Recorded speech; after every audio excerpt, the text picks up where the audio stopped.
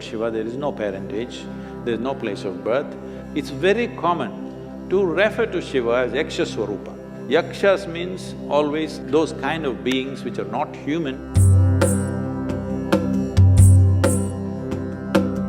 So, all the enlightened people who've been… How many did you meet? Like, I've heard about many. Like, say Krishna or Muhammad or Ram or Christ, Buddha, all the enlightened people who've been on this planet, there is some sort of mention of their birth or death. But when it comes to Shiva, like you say, and I've read that he was self-created, and I often ask you this question, that did he disappear into thin air, and apparently something like that happened. He couldn't even have biological children with any of the women he was married to. Also, he… At least you can't blame him for the population. Sadhguru, I'm coming to something very important. There is a theory…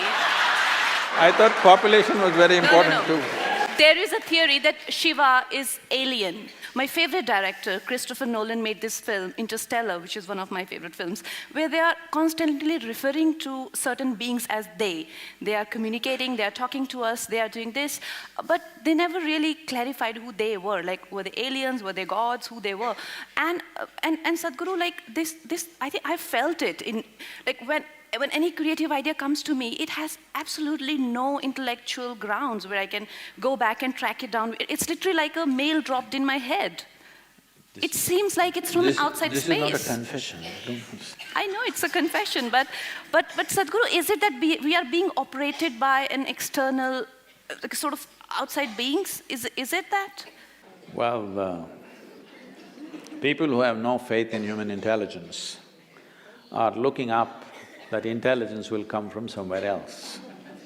What we need to understand is, see, there are certain things which are very significant things in this country which unfortunately this present generation has completely forgotten, or very few people are reminded, and the rest of the world, some places they recognize, rest of the places it's not there. What the thing is just this, here we consider things like this. For example, in yoga, we call your spine the center of the universe, we call it Merudanda. That means it's the axis of the universe. What is a universe? Please understand this. Today scientists are admitting it is an endless universe. Forever we've been saying it's an ever-expanding universe. So we said your spine is the axis of the universe. That sounds ridiculous. Even without putting any load, most people's backs are hurting badly. They can't even walk or run or do anything. If this becomes the axis of the universe, what will happen? Why we are saying this is, see, you know there is a universe or you think there is a universe only by your experience, isn't it so? If you did not experience, if you could not see this, if you could not see like this and feel like this, you wouldn't know there is a universe. Only because of your experience there is a universe. And the center where your experience is being transmitted is through your spine. If you cut a few wires in your spine, you will have no experience even of the body, forget about the universe.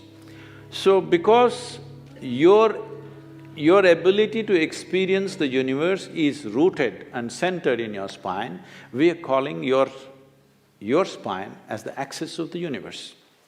Suppose this hall, see now we know the boundaries of this hall. Now we can debate whether this is the center of this hall or that is the center of this hall. Suppose there are no boundaries to this hall. How would you decide which is the center of this hall? Where you are is the center of the hall, isn't it? From this basis, we developed a whole possibility for a human being, how not just to believe these things, but to make it into your living experience. It is from this the word yoga came, that the inclusiveness happens not because I tell you, oh, I love you, you love me and all this stuff. Inclusiveness happens simply because you obliterate the boundaries of your individuality. Not because I love you, you love me, I hug you, you hug me, so because we are inclusive, no. All that will last for some time. Tomorrow if they do something that you don't like, it'll be finished. But you obliterate the boundaries of your individual nature, including your body, that you know how to sit here without being identified with the boundaries of who you are. Your physical structure, your mental structure, your emotional structure has a boundary. It may be large or small. No, I'm not talking about the body being large. It may be large or small, but it has a boundary. But there are dimensions which have no boundary. What doesn't have a boundary is non-physical in nature. So our focus has always been on that dimension, which is non-physical. That is why Shiva became the most important thing, because Shiva means that which is not, that which is non-physical. Now is he the yogi that we're talking about, is he a human being, did he come from somewhere else? See, there are things, as you said, there is no parentage. When you talk about Shiva, there is no parentage, there's no place of birth, nobody saw him as a young boy to grow up. All the time when we saw him, he was about the same age. And we don't know where he died, such a significant human being. Even in those times, if he died somewhere, they should have built a temple, they should have built some kind of a monument for him. Nothing like that happened. So there is no birth, there is no death, there is no parentage, there is no siblings, there is no anything to prove that he was here. Does it mean to say we can assume he came from somewhere? Not necessarily. But in many of if you look at the lore, it's very common to refer to Shiva as Yaksha Swarupa.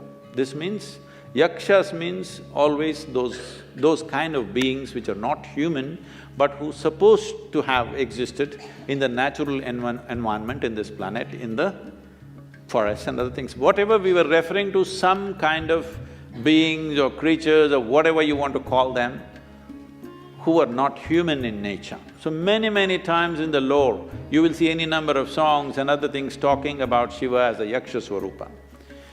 So there are many things which point, but there is no specific proof that he came from elsewhere.